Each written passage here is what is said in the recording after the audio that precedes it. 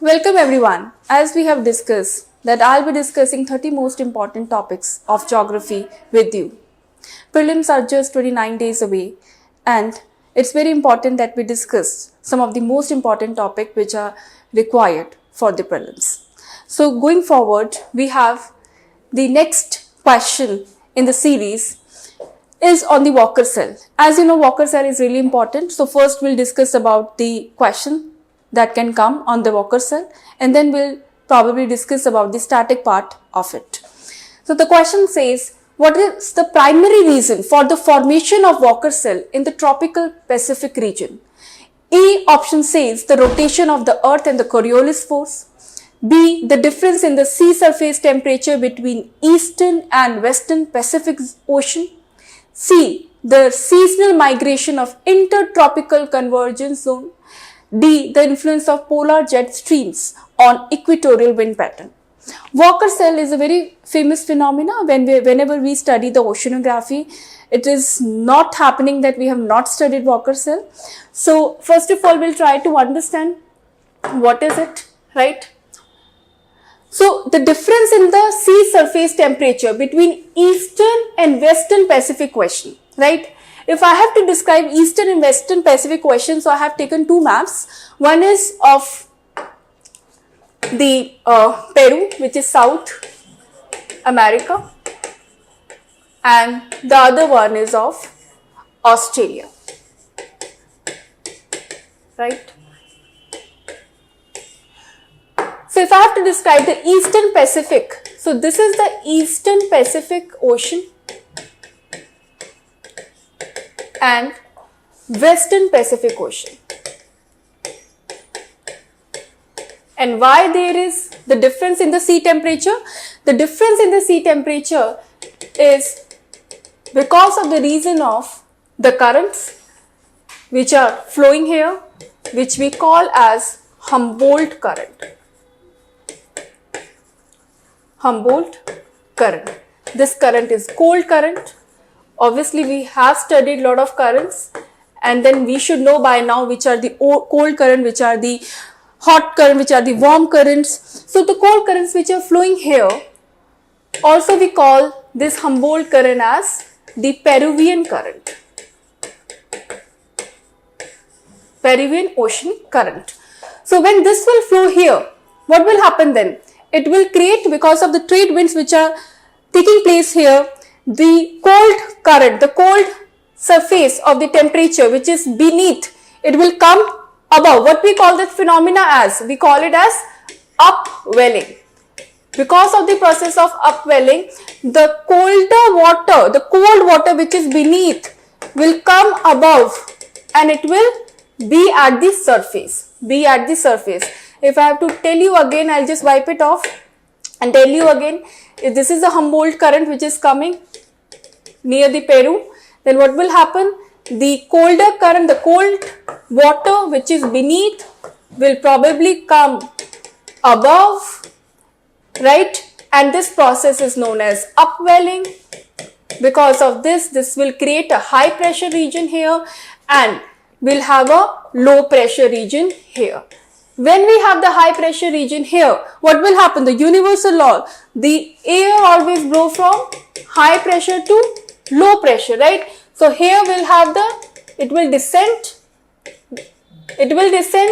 the air will descend in the high pressure. Why? Because in the high pressure, air will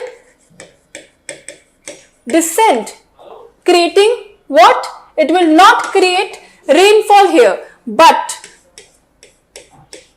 it will definitely create rainfall in the eastern part of the Australia and it will ascend here on the western Pacific region.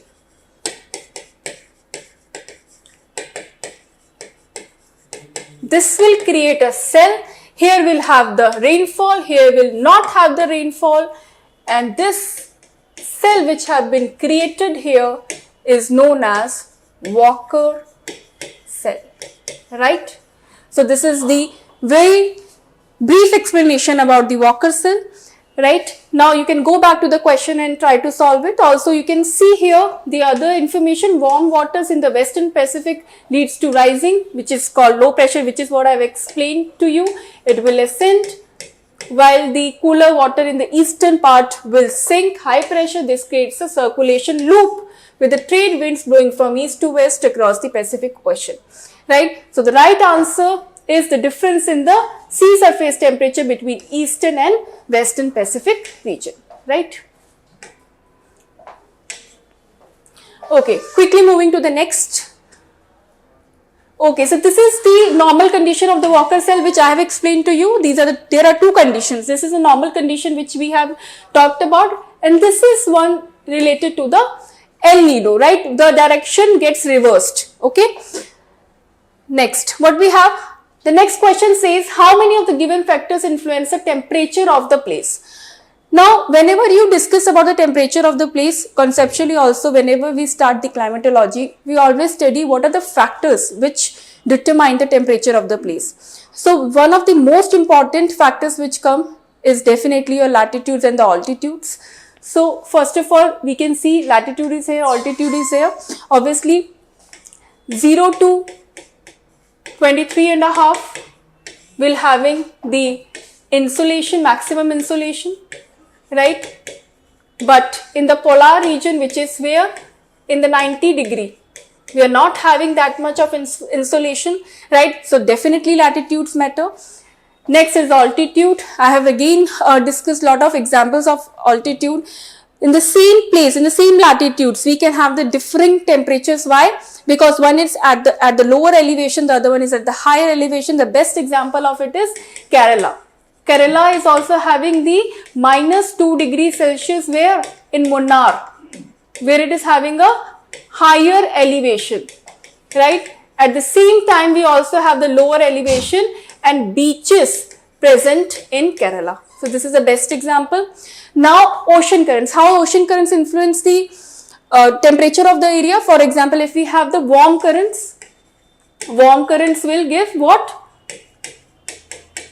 It will basically rise in the temperature of the area. That's why at the 60 degree latitudes, the English Channel is not frozen and it is free of the frost and the ice. Therefore, it is the most busiest port of the world and we can easily navigate here, right?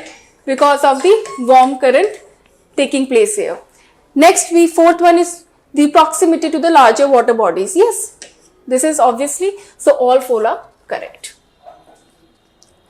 The next question we have, consider the following conditions. Which of the following conditions are favorable? Okay, so basically this question is that consider the following condition. Which of the following conditions are favorable for the temperature inversion? The complete question is this. Which of the following conditions are favorable for temperature inversion? Okay, so in the previous lecture also I have discussed something related to temperature inversion. By now you must be very clear about it. Now it must be a cakewalk for you to solve this question. The first one says clear skies and warm weather condition. Always remember this characteristic, clear sky and calm weather condition is in the winter nights in the tropic region. Winter nights in the tropic region. Long winter nights, yes, definitely. Strong winds and turbulence, I am holding it. The presence of high pressure system, yes. So what is the temperature inversion? First of all, understand that. I'll again repeat. So temperature inversion is basically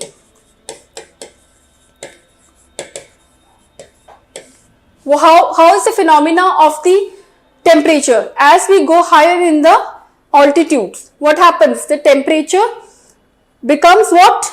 It becomes cooler. But in temperature inversion, it is, understand the word inversion. So in inversion, this phenomena, this pattern is not being followed. Rather than decreasing, it increases. Why?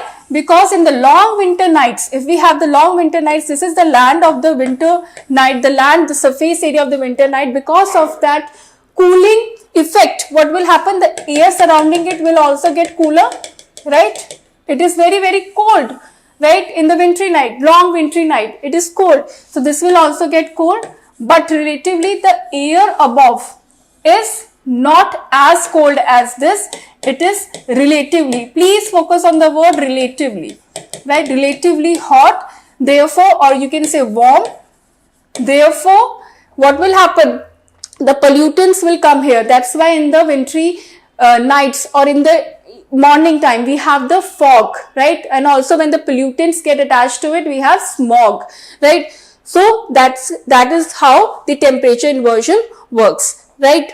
And always remember, it is what? It is having long winter, presence of high pressure. Definitely, if you're talking about winters, if we're talking about the cold areas, we talk about high pressure, right? Air descends, it descends, right? So these are some of the characteristics that you have to remember. No, strong winds and turbulence mixing of air is the phenomena of the low pressure regions. It is not related to this. Therefore, this is not the right. Please eliminate the third option from here. 1, 2, 4 is the correct answer. Next is, which of the following factors variability of insolation at the Earth's surface? The first one is angle of inclination of the sun rays, the distance between the sun and Earth's rotation on its axis, and transparency of the atmosphere. I think this is one of the most easiest question of all the questions that we have discussed today. Yes, all the four are correct. Why? But one by one, I'll be giving you the reasons for it. The first one says angle of inclination of the sun rays. Yes. Why? Because in winters, what happens? The angle of inclination is what? It is very, very slant. And when we have the slanting one, what will happen? The insolation will be less. Insolation is less. But as compared to the Junes or maybe the warmer seasons, what will happen? It is not that slant, and therefore the insolation is higher. Insolation is higher, and therefore it determines the temperature, right? Distance between the sun and earth, yes, sometimes what happens, because we have the elliptical orbit, we have some of the distances between the sun and the earth which is very, very far away, but there is the position of the earth with respect to the sun which is very, very closest. So we call that as perihelion, right? Perihelion is the closest one. So this is what we have discussed. So whenever the earth position changes with respect to the sun, it experiences difference in the insolation also, right? So this is definitely one of the reasons. The next is earth's rotation. No doubt about it. We have the days and the nights because of the rotation on the axis, and transparency. Why transparency of the atmosphere? Because when we have the cloudy nights, the cloudy atmosphere, cloud is there, or maybe the dust particles are there, or pollutants are there, then what will happen? The insolation will be less, because these particles, the clouds, the pollutants, these smog is just protecting, or maybe they are becoming a barrier for the insolation to come directly to the earth's surface. So definitely this is one of the reasons. So all the four are correct, right? Thank you so much. In the next video, we'll discuss about the another topic which is very, very important for the prelims preparation. Just tune into the series and you'll definitely get a lot of help from my series. I bet you that.